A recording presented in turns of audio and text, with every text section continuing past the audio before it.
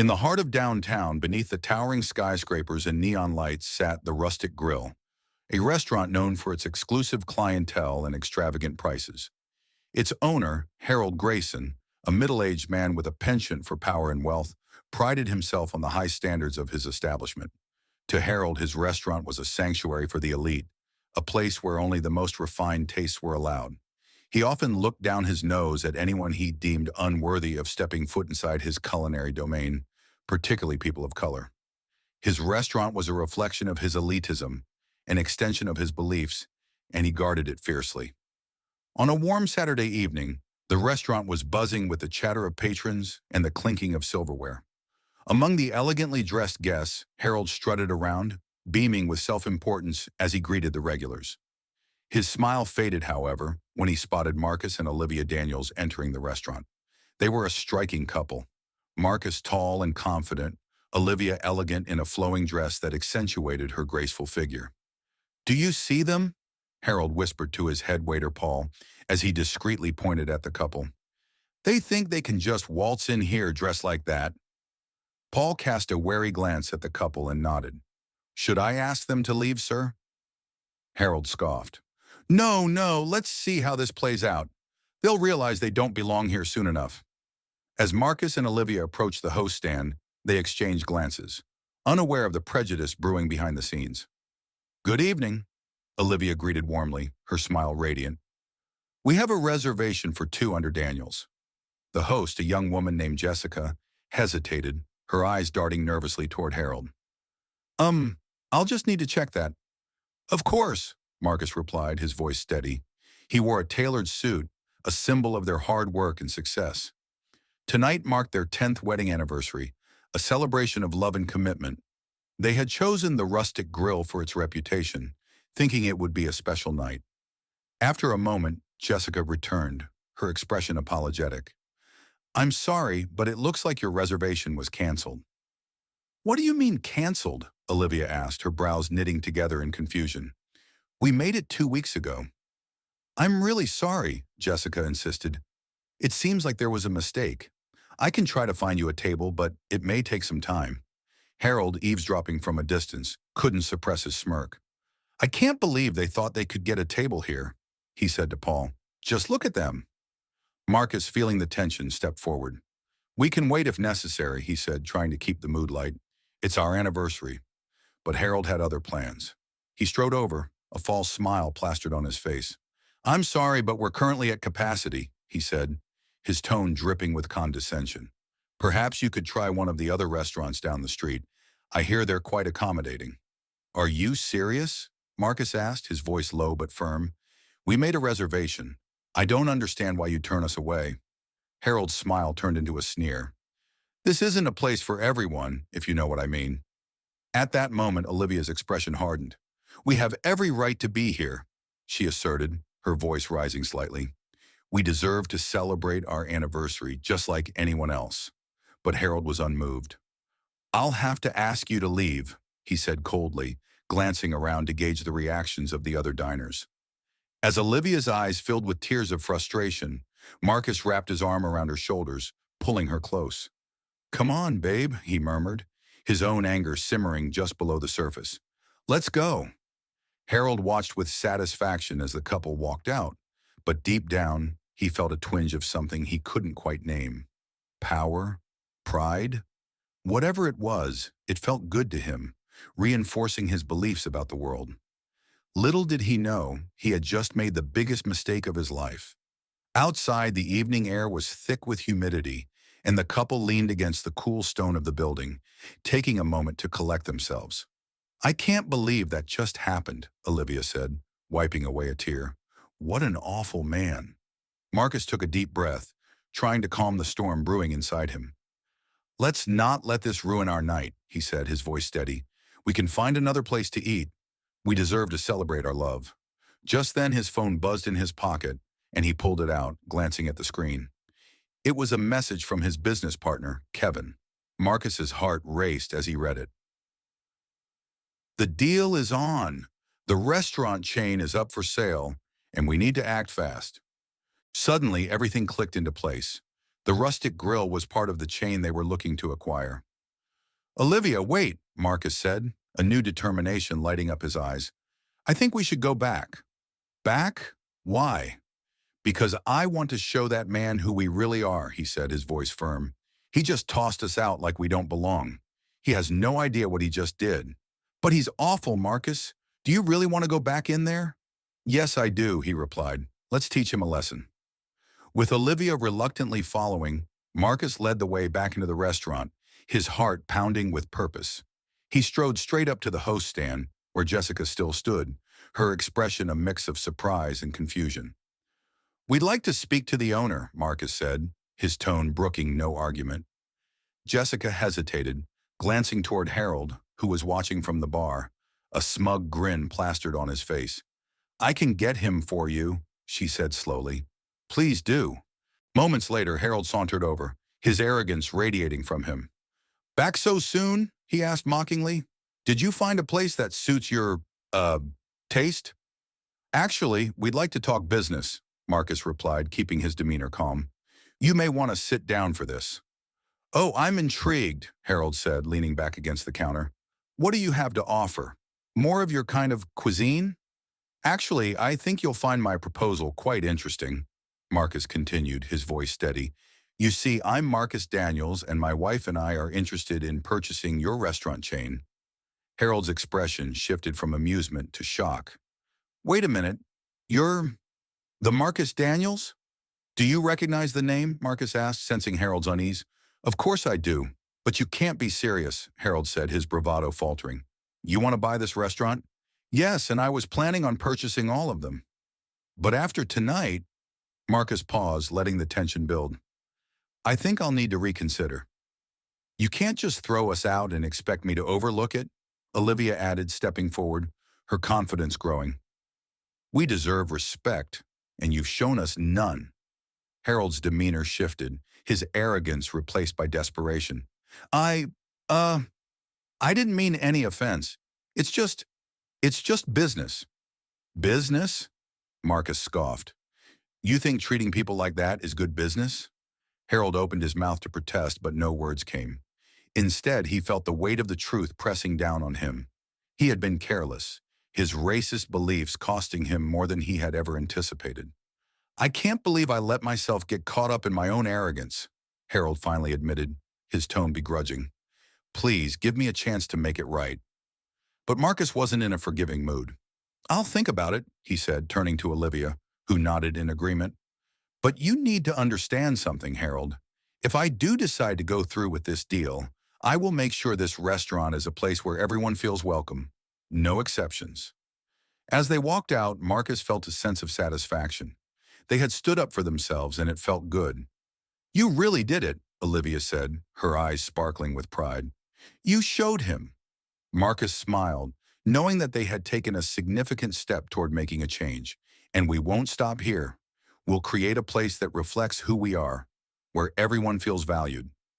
Weeks went by, and Marcus and Olivia found themselves busy with the acquisition process.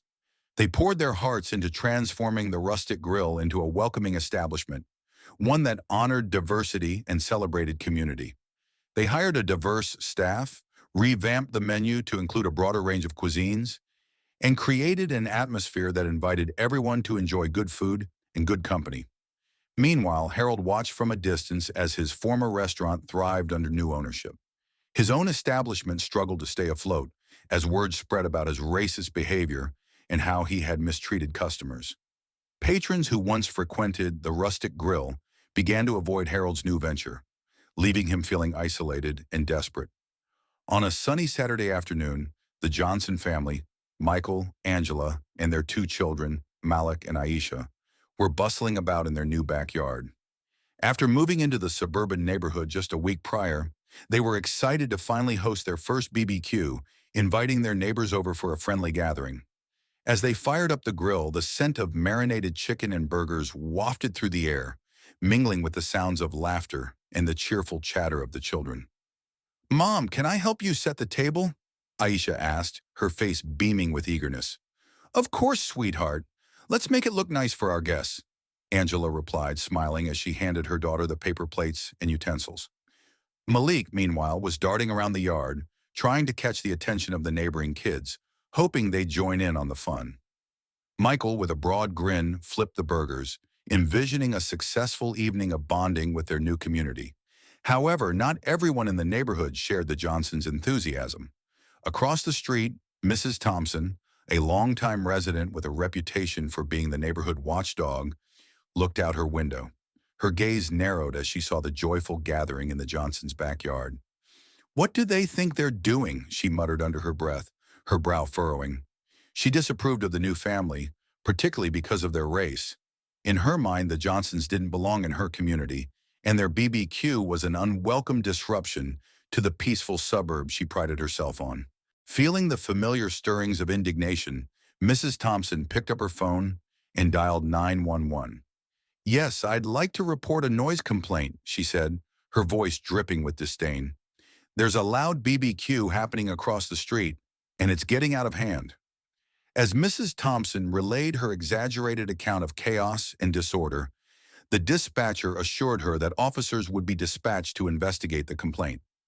Mrs. Thompson hung up, feeling satisfied that she had done her duty as the self-appointed guardian of the neighborhood. Meanwhile, the BBQ continued in full swing. Michael and Angela greeted their neighbors with warm smiles, handing out plates piled high with food. Laughter echoed around the yard as the kids played games, blissfully unaware of the tension brewing across the street. Suddenly, the cheerful atmosphere was interrupted by the sound of sirens approaching. Michael frowned, exchanging concerned glances with Angela. "Do you think it's for us?" he asked, the realization hitting him like a punch to the gut. "I don't know, but let's not jump to conclusions," Angela replied, trying to stay hopeful. Just then, two police cars pulled up in front of their home, lights flashing but sirens silenced. Officers stepped out, looking bewildered as they approached the lively BBQ scene. Michael's heart raced as he stepped forward to meet them, hoping to diffuse any misunderstanding. "Good afternoon, officers. Is there a problem?"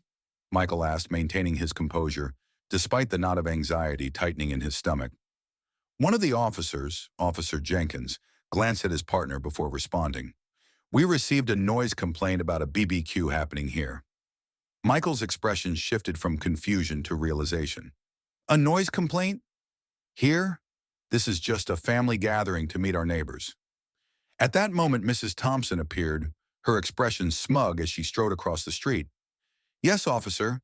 They've been making quite the racket. It's completely unacceptable." "Ma'am, can you tell me what exactly you heard?" Officer Jenkins asked, trying to remain neutral. "Oh, the laughter, the music, the smell of cooking food," Mrs. Thompson exclaimed, her tone dripping with sarcasm. "It's all too loud and disruptive for our neighborhood." Michael stepped forward, his voice steady and calm. "I assure you we're simply trying to be good neighbors. We just moved in last week, and we wanted to introduce ourselves." The officers exchanged glances, clearly unsure of how to proceed. It was then that Michael felt the weight of his badge resting against his chest, a gentle reminder of who he was. Taking a deep breath, he decided to reveal his true identity.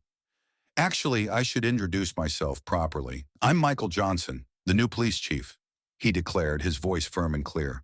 The air grew heavy with disbelief. Mrs. Thompson's face paled as her mouth fell open, unable to form a coherent response. The officers looked taken aback, their eyes widening in surprise. You're the police chief?" Officer Jenkins stammered, his professional demeanor faltering. "Yes, and I'm here to ensure that our community is a safe and welcoming place for everyone," Michael replied, his tone unwavering. "What you just witnessed is a family trying to connect with their neighbors, not causing any harm." Mrs. Thompson spluttered, trying to recover her composure. "But I just thought—" "You thought what?" Michael interrupted, his voice rising slightly. "That because of the color of our skin, we didn't belong here? That we should be quiet and invisible?" A tense silence fell over the gathering. The neighbors, who had initially been enjoying the BBQ, now stood frozen, witnessing the confrontation unfold. Angela stepped forward, placing a reassuring hand on Michael's arm. "Everyone deserves to feel welcome in their own home," she said, her voice steady. "We wanted to share this moment with you all, to build connections in this community. Instead, we're being treated as intruders." Mrs. Thompson's face flushed with anger and embarrassment, but the reality of her actions began to sink in. "I didn't mean it like that," she mumbled, her confidence waning. Michael took a step closer to her, his expression serious.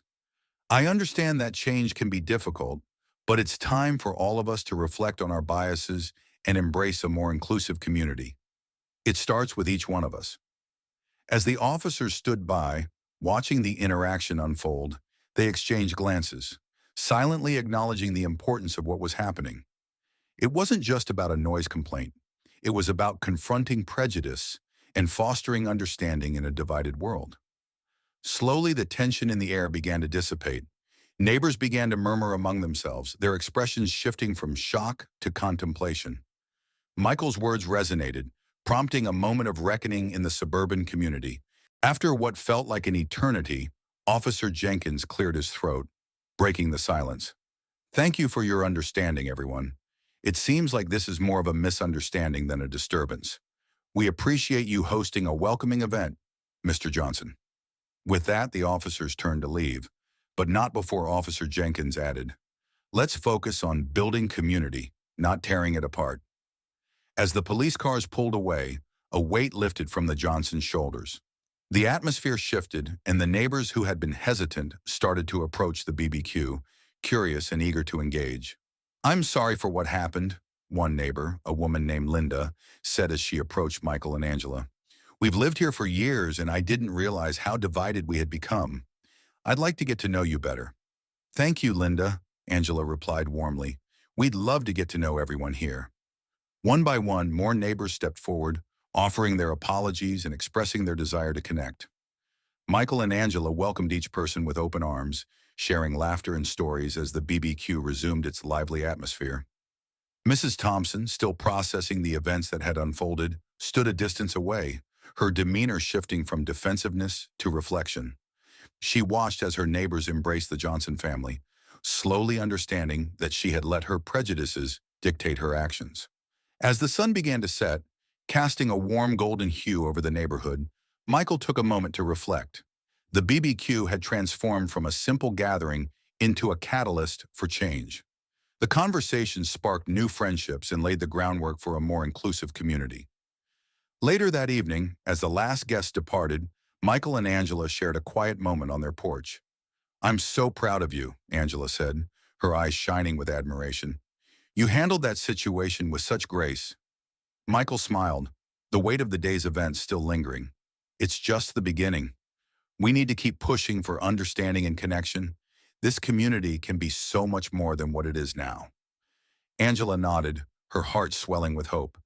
"And we will, together." As the stars began to twinkle overhead, the Johnson family sat on their porch, hand in hand, grateful for the new friendships they had forged and the progress that lay ahead. They knew the road to unity wouldn't be easy, but with love, understanding, and determination, they could create a community where everyone felt welcomed and valued. A true home for all.